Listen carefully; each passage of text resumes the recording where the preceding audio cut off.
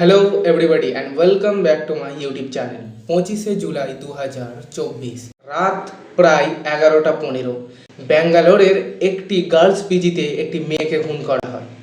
এটা সব থেকে শকিং নিউজ ছিল না, সব থেকে শকিং নিউজ এটা ছিল যে গার্লস পিজিতে একটি ছেলে ঢুকে একটি মেয়েকে মার্ডার করে। তো let's talk about this case.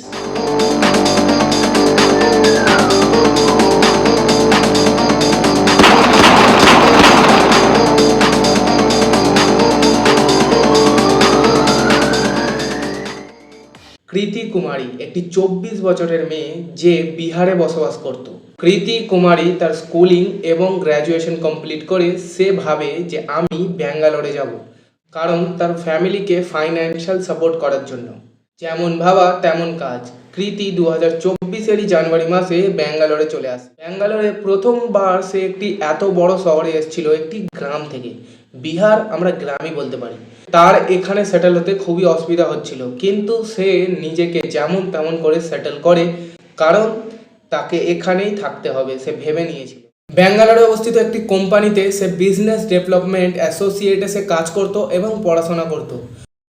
প্রথম তার কোনো ফ্রেন্ডস ছিল না, কিন্তু ধীরে ধীরে সে পড়াশোনা করতে করতে কাজ করতে করতে তার কিছু ফ্রেন্ডস হয়। তার মধ্যে থেকে তার একটি ফ্রেন্ড খুবই ক্লোজ ফ্রেন্ড হয়ে যায়, এবং এরা দুজন এতটাই ক্লোজ ফ্রেন্ড ছিল যে তারা সব সময় একসাথেই থাকতো। তারা খেতেও এক জায়গায় যেত, তারা ঘুরতেও এক জায়গায় যেত। আর এতটা মেলামেশার কারণ তাদের দুজনের ভাইবও একসাথে মিলতো। কৃতির বান্ধবী মহারাষ্ট্র থেকে ছিল, কিন্তু আমরা কোনো কারণবশত এই মেয়েটির নাম জানি না। তো আমরা এই ভিডিওর জন্য মেয়েটির একটি নাম দেবো। মেয়েটির নাম আমরা দিলাম ডিম্পল। ডিম্পল অর্থাৎ কৃতির বান্ধবী তারই বয়ফ্রেন্ডের সাথে একটি লিভিং রিলেশনশিপে থাকতো। তারা দুজন ব্যাঙ্গালোরেই একটি ফ্ল্যাটে থাকতো। ডিম্পলের বয়ফ্রেন্ডের নাম অভিষেক ঘোষ। 25 বছরের একটি ছেলে যে প্রাইভেট কোম্পানিতে কাজ করত, কিন্তু প্রাইভেট কোম্পানিতে কাজ করার ফলে তার চাকরি বেশিরভাগ টাইম চলে যেত, আর এই টাইমে কৃতির বান্ধবী তাকে পয়সা দিত। কিন্তু অভিষেক ঘোষ এতটাই টক্সিক ছিল যে সে পয়সাও নিত, কিন্তু তার বান্ধবীর সাথে অর্থাৎ ডিম্পলের সাথে সে সব সময় ঝগড়াঝাটি করতো। আর ডিম্পল যখনই বলতো যে তুমি কাজ খোঁজো, তুমি কতদিন এরকম বসে থাকবে, তখনই অভিষেক খেপে যেত আর বলতো তুমি আমাকে পয়সা দিচ্ছ বলে তুমি এত কথা বলছো। আর এই নিয়ে তাদের ঝগড়া ঝামেলা বাড়তে থাকে। অভিষেক এবার ডিম্পলকে মারধর করাও চালু করে। আর এই কথাটি কৃতি যখন জানতে পারে, কৃতি তখন বলে যে তুমি অভিষেককে ছেড়ে দাও। ডিম্পলকে এই কথাটি বলার পর ডিম্পলও ভাবে যে হ্যাঁ, আমি যার জন্য এতটা করছি সে আমাকে গুরুত্ব দিচ্ছে না, তো আমি তাকে ছেড়েই দিই।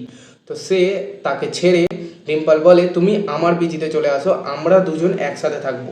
কৃতির এই কথাটি শুনে ডিম্পল চলে আসে তার সাথে থাকার জন্য, কিন্তু অভিষেকের এই কথাটি একদমই হজম হয় না।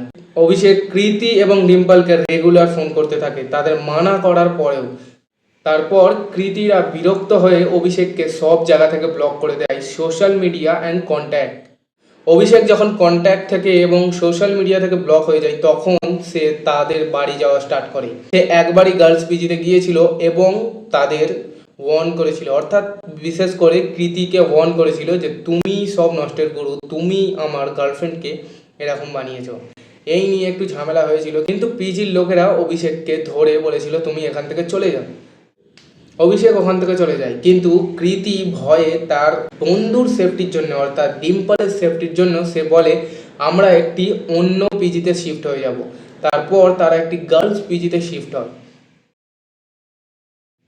কিন্তু একদিন 25শে জুলাই 2024 রাত 11:15 কৃতির রুমের মধ্যে ছিল এবং তার দরজায় টোকা পড়ে। কৃতি ভাবে এত রাত্রে, কিন্তু কৃতি গিয়ে দরজা যখন খোলে তখন দেখে অভিষেক ছিল একটি পলিথিন ব্যাগ হাতে নিয়ে তার সামনে দাঁড়িয়ে। কৃতি যখন ভয়েতে দরজা মুড়তে যায়, তখনই কৃতির হাত ধরে টেনে অভিষেক বার করে এবং তাকে প্যাকেট থেকে ছুরি বার করে মারতে স্টার্ট করে। অর্থাৎ সে তাকে স্ট্যাব করতে চালু করে। তার হাতে, তার চেস্টে, তার অ্যাবডোমিনালে সে বারবার স্ট্যাব করে। লাস্ট যাওয়ার সময় সে তার নেক কেটে দিয়ে চলে যায়। অভিষেক যাওয়ার পরে পিসির সব মেয়েরা ওখানে নামে এবং অ্যাম্বুলেন্সকে কল করে। কিন্তু তোমরা জিনিস একটা লক্ষ্য করো, এখানে আমি সিসিটিভি ফুটেজ চালু করে দেবো, যে কোনো মেয়ে পাশে যাচ্ছিল না, অর্থাৎ কৃতির সামনেও যাচ্ছিল না। তারা কৃতির অনেক দূরে দাঁড়িয়েছিল এবং অ্যাম্বুলেন্সকে কল করেছিল, কিন্তু কৃতির লাস্ট পর্যন্ত বাঁচে না। এবার অভিষেকের বাড়ি ছিল অন্ধ্রপ্রদেশ, আর সিসিটিভিতে এগুলো সব রেকর্ড হয়েছিল। তো পুলিশ জেনে গিয়েছিল যে আসল ক্রাইম কে করেছে। তো সেই জন্যই পুলিশ অন্ধ্রপ্রদেশের পুলিশকে কল করে অ্যালার্ট করে দেয়, এবং ওখানকার পুলিশরা ওখানে লোকাল বাস স্ট্যান্ড, লোকাল স্টেশনে গিয়ে হাজির হয়, এবং এবং তারা ফাইনালি 26 তারিখে মধ্যপ্রদেশের একটি লোকাল বাস স্ট্যান্ড থেকে অভিষেককে অ্যারেস্ট করে। এবার আমি তোমাদের একটা কথা বলি যে গার্লস পিজিগুলো যেগুলো হয় সেখানে খুবই কড়া সিকিউরিটি থাকে, কিন্তু এই দিন সিকিউরিটি কোথায় ছিল?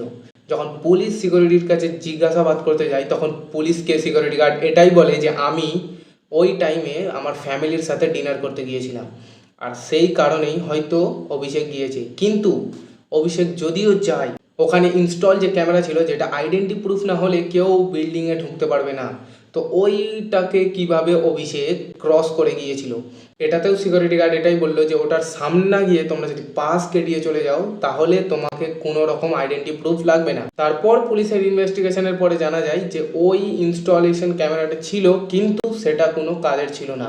কিন্তু পুলিশ পিজি মালিক ও বিল্ডিং মালিকের উপরেও পুলিশ এফআইআর লঞ্চ করে, act to endangering life and safety. তো এর সাথেই কেসটি এখানেই এন্ড হচ্ছে। পরে এই কেসে কোনো আপডেট হলে আমি তোমাদের কমিউনিটিতে জানিয়ে দেবো, বা আমি কোনো একটি ভিডিওই বানিয়ে দেবো।